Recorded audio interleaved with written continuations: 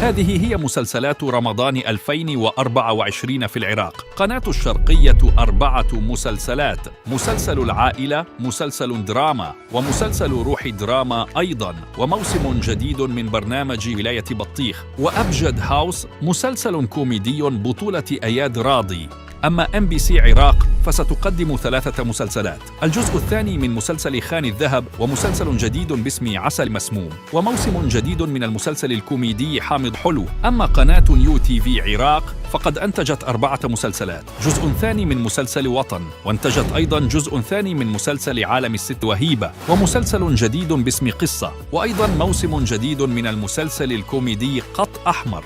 أما قناة العراقية فقد دخلت للسباق الرمضاني بمجموعة كبيرة من المسلسلات، فقد أنتجت 9 مسلسلات دفعة واحدة، وهناك أيضاً عدة مسلسلات أخرى سوف تعرض بمحطات مختلفة. وأنت أي مسلسل سوف تشاهد من هذه المسلسلات في رمضان؟